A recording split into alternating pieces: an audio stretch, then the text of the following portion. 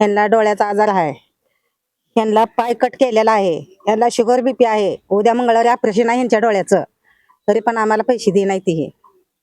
मंगळवेढा तालुक्यासह संपूर्ण जिल्ह्यातील शेतकऱ्यांचा आधारवड मानला जाणारा श्री संत दामाजी सहकारी साखर कारखाना सध्या एका वेदनादायी घटनेमुळे चर्चेत आला आहे. कारखान्यात तब्बल 30 वर्षे सुरक्षा रक्षक म्हणून प्रामाणिक सेवा बजावलेले रमेश दाजी कोळी आज सेवानिवृत्तीनंतर न्यायासाठी कारखान्याच्या दारात बसल्याचे चित्र पाहायला मिळत आहे. आयुष्याची 3 दशके कारखान्याच्या सेवेत घालवलेल्या या कर्मचाऱ्याला आज आपल्या हक्काच्या थकीत पैशांसाठी वारंवार कारखान्याचे दरवाजे ठोठावावे लागत असल्याचा आरोप आहे. वाढते वय, आजारपण आणि घरची हालाखीची परिस्थिती या सगळ्या संकटांमध्येही रमेश कोळी यांनी न्यायाची आशा सोडलेली नाही. मात्र अखेर संताप अनावर झाल्याने त्यांनी कुटुंबासह कारखान्याच्या कार्यालयासमोर ठिय्या आंदोलन सुरू केले असून काही वेळ कार्यालयाचे कामकाजही बंद करण्यात आले. आमच्या थकीत पैशांचा तात्काळ निर्णय झाला नाही तर कुटुंबासह आत्मदहन करू असा इशाराही त्यांनी दिला आहे. हा केवळ रमेश कोळी यांचा प्रश्न नसून अनेक सेवानिवृत्त कर्मचाऱ्यांचीही हीच वेदना असल्याचे बोलले जात आहे. त्यामुळे आता सहकाराच्या नावावर उभे असलेल्या या कारखान्याचे संचालक मंडळ या कर्मचाऱ्यांना न्याय देणार का, हा सवाल सर्वसामान्यांकडून उपस्थित केला जात आहे.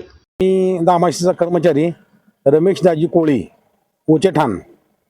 मी आपल्या या कारखान्यात 31 वर्ष सेवा केली आणि 9-10 महिने झाले मी सेवानिवृत्त होऊन मला अद्याप माझं फायनल बिल दिलं नाही आणि मागणी केल्यानंतर आरेराव्याची भाषा बोलतात आणि मला दवाखान्याचा त्रास आहे. माझ्या बरोबर सगळे फायले आहेत, माझ्या कागद आहेत सगळी, माझ्या कुटुंबाची, माझ्या आपदा मुलकाची. माझा ॲक्सिडेंट होऊन माझा पाय कट झालेला आहे. त्यामुळं मला कामधंदा तर करता येत नाही आणि मला माझ्या पाठीमागे दवाखाना लागलाय. माझ्या मणक्याचा आजार आहे, माझ्या कमरेला बेल्ट आहे, मणक्याचा मोठा आजार आहे. मला मिरजचा दवाखाना चालू आहे. वारंवार मागणी केली तरी चेअरमन त्याची काय दखल घेत नाही. माझ्या कुटुंबाचं उपासमारीची वेळ आली आहे, मागून बी दिली नाही म्हणून मी हे निर्णय सगळ्यांना मी पोचले. नक्की आजचा निर्णय काय घेतला?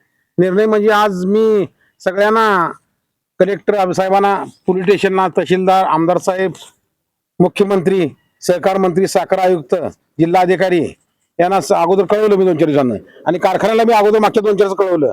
मी असं करायला लागलोय, माझं पैसे द्या, मला दवाखान्याला जाऊ द्या. तरी माझी 2-3 दिवसात मी दखल न घेतल्यामुळं मी आज ऑफिस समोर मी, माझी बायको, माझे नातू आम्ही बसून आम्ही ऑफिस, माझं पैसे दिल्याशिवाय ऑफिस तुम्ही ओढू नका, मला कामकाज करू नका, माझं पैसे द्या, मला दवाखाना करू द्या, कृपया मला हात जोडून मला विनंती आहे अशी मागणी करून मी त्यांनी काय मला त्याची दखल घेतली नसल्यामुळं मी आज ऑफिस बंद करून ऑफिस समोर बसलो. मी काय कामकाज चालू देत नाही असं सांगितलं त्यांना.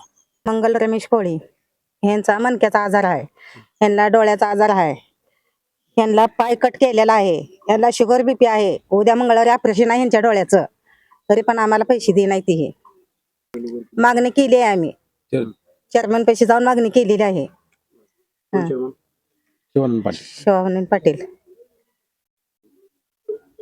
माझे वडील सिक्युरिटी विभागामध्ये काम करत होते, ते आता सेवानिवृत्त झालेत आणि त्यांना मणक्याचा आजार, डोळ्याचा आजार, बीपी, शुगर आणि ॲक्सिडेंटमध्ये पायाची बोटे गेलेली आहेत. वारंवार आम्ही कारखान्याकडे पत्र देऊन मागणी करून सुद्धा त्यांनी काय त्याची दखल घेतलेली नाही व त्यांची राहिलेली पगार दिलेली नाही. त्यामुळं आम्ही, माझं कुटुंब, माझे वडील, आई, मुलगा, आम्ही कारखान्याचे कामकाज चालू देणार नाही असं आम्ही पत्र दिलं होतं, तरी त्यांनी याची काही दखल घेतलेली नाही. याची दखल घेऊन माझ्या वडिलांना आजारापासून मुक्त करावे अशी माझी विनंती आहे. काय मागणी बोला? माझी मागणी काय आहे, आता एमडी साहेब म्हणते 200-250 कर्मचारी आहेत, त्यांचे पैसे देणार, किती दिवसापासून देणार आणि त्याची नियमावली काय आहे? रिटायर झाल्यानंतर कामगाराची सेवानिवृत्ती झाल्यानंतर त्यांचं फायनल पेमेंट आहे, त्यांनी अगोदर दिलं पाहिजे. त्यांना व्यापाऱ्याची देणी देते, शेतकरी देणी देते, कामगाराची पगार येत्या आणि जाणून बुजवून या रिटायर कामगाराला, कारण कामावर नाहीत, त्यांना पैसे कशासाठी द्यायचं? कार्यकारी संचालक काम आहे त्यांचं, वेळेच्या वेळेत पैसे द्यायचं.